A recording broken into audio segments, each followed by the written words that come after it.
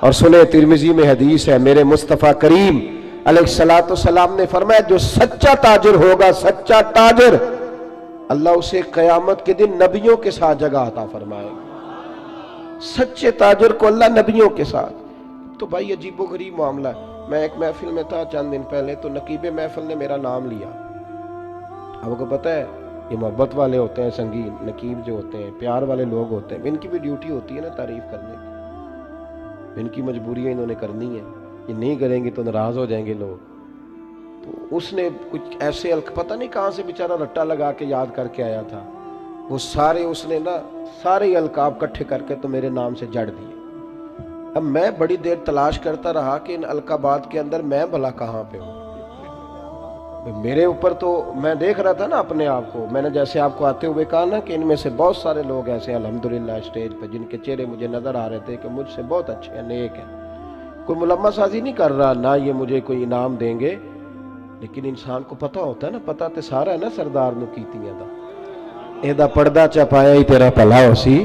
میں تجربہ کر رہا تھا کہ جتنے لوگ بیٹھے ہیں ان میں سے بہت سارے ایسے لوگ ہیں جو اہل خیر ہیں، لیکن میرے بھائی اب وہ ڈھونڈنا پڑتا ہے نا اتنے بڑے القابات کے اندر سے کہ اتنا بڑا اس کا وزن ہے اور ہمارا وزن کتنا ہے۔ تو میں نے اس کو بعد میں کہا، میں نے کہا یار یہ تمہیں پتہ ہے تو کیا کہہ رہا تھا لفظوں کا؟ کہنے نہیں میں تو تینہ دا ترجمہ نہیں ہوتا وہ کیا ہے۔ تو میں نے کہا کوئی ضروری ہے آپ مطلب آپ سادہ بھی نام لے لیں گے تو کیا ہو جائے گا، لیکن ان بیچاروں کی بھی مجبوری ہے نا جی، اور وہ القابات وہ ہر روز نقابت کرے گا، ہر ایک کے بارے میں وہی جملہ کہے گا، ہر پیر کے بارے میں وہی فکرہ کہے گا۔ کوئی ضرورت نہیں، آپ سچی بات کریں، آپ کھری بات کریں، آپ دو حرفوں میں بات کریں، انسان کے لیے وہ لفظ کہیں جو روح آپ کی اجازت دیتی ہے۔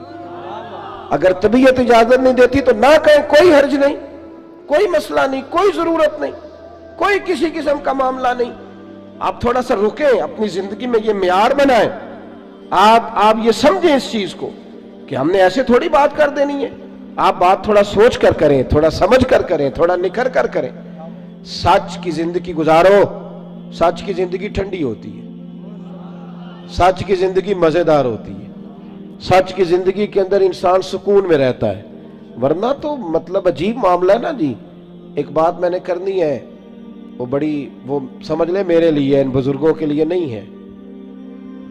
ایک بزرگ نے خود لکھا ہے اپنے قلم سے، ان سے کسی نے کہا حضرت صاحب آپ نے نصیحت کہاں کہاں سے لی؟ تو کہنے لگے میں تو جہاں سے بھی نصیحت ملی ہے میں نے لے لی ہے۔ جو ابھی اپنے آپ کو طالب علم سمجھتا ہے وہ کہیں سے بھی لے لیتا ہے، اور جو کہتا ہے کہ اب میں کسی مقام پہ پہنچ گیا ہوں تو اس کے لیے ذرا مشکل ہوتا ہے۔ کہا جناب پھر بھی کہاں کہاں سے؟ تو کہنے لگے مجھے تو طوائف بھی ایک دن نصیحت کر گئی تھی۔ سب طوائف؟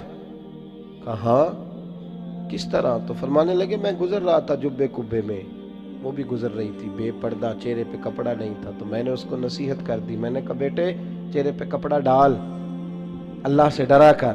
کہتے ہیں اس نے اسی وقت نقاب ڈال لیا، چہرے پہ کپڑا رکھا، کہنے لگی میں احتیاط کروں گی پر بزرگوں اجازت ہو تو ایک بات میں بھی کر دوں؟ کہتے ہیں میں نے کہا بیٹے کر لو۔ تو کہنے لگی حضرت صاحب میں جو ہوں نا میں وہی کہلاتی ہوں، آپ بھی بتلائیے جو آپ کہلاتے ہیں وہ ہیں آپ؟ جو آپ کہلاتے ہیں، جو آپ کو کہا جاتا ہے وہ ہیں آپ؟ میں جو ہوں نا میں وہی کہلاتی ہوں۔ فرماتے ہیں مجھے تو وجد ہو گیا اس کی باتوں، میں چیخ پڑا، غش کھا کے گرا، اور میں نے کہا نہیں پتر، لوگ مجھے جو کہتے ہیں وہ میں ہوں نہیں۔ بڑی ساری چیزیں ایسی ہیں کہ جو لوگ کہتے ہیں پر میرے اندر پائی، میں تو اپنی ویسکوٹ سیدھی کرنے لگتا ہوں نا جب میری تعریف ہو رہی ہوتی ہے، میرا تو دل کرتا ہے کہ شملہ تھوڑا اور اونچا ہونا چاہیے۔ بھائی سچ کی بات کریں، کھری بات، پکی بات، یاد رکھیں کہ جب پردے صبح قیامت کھلیں گے تو پھر حالات مشکل ہوں گے۔ آپ سچے رہیں، سچائی کا سفر کریں۔ قرآن مجید نے کہا یا ایھا الذین آمنوا اتقوا اللہ وکونوا مع الصادقین، اللہ سے ڈرو، اور اگر صحبت اختیار کرنی ہو تو سچے لوگوں کی کرنا، جھوٹوں کے قریب نہ جانا، سچے لوگ، سچے کھرے۔ سنیے ابن ہشام نے کیا لکھا ہے، سچ کا معیار کتنا بلند ہوتا ہے اور یہ قربانی کتنی مانگتا ہے۔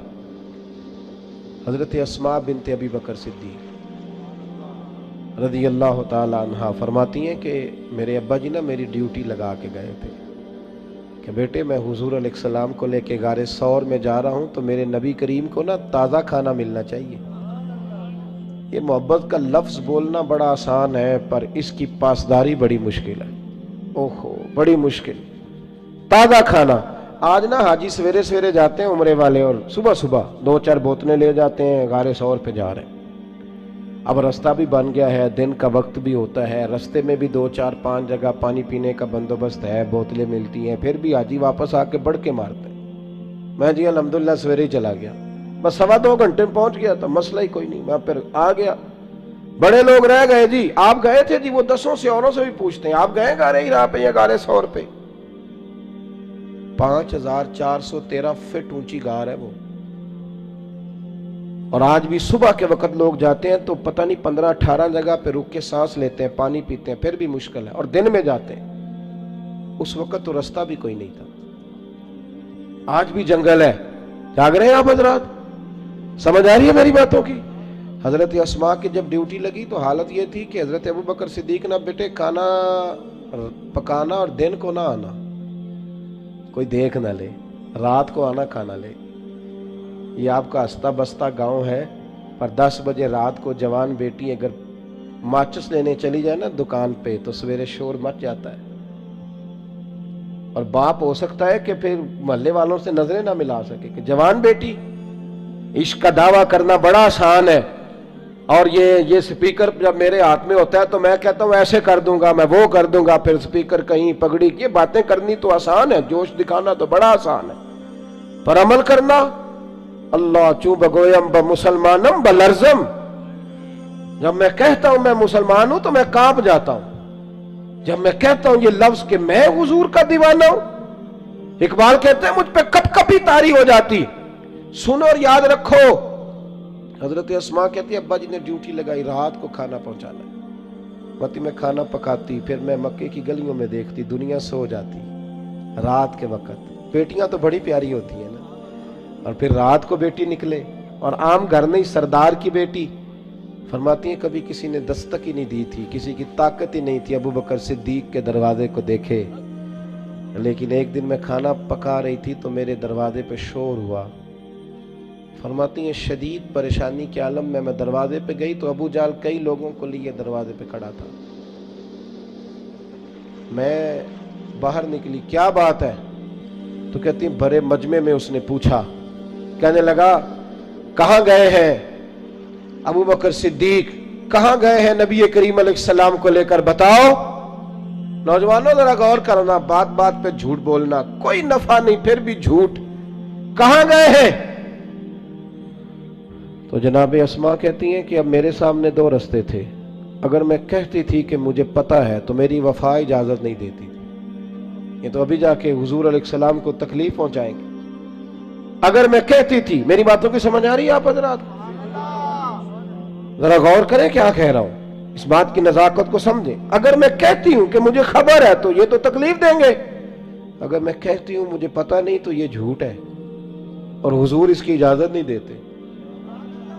کتنا مشکل کام ہے، کہاں کھڑے ہو کہ کہاں سچ بولنا، اس معیار پہ، اس میدان پہ سچ بولنا۔ کہتی ہے مکے کا چوک، چاروں جانب دشمن اور میں اکیلی، اور وہ بھی عورت۔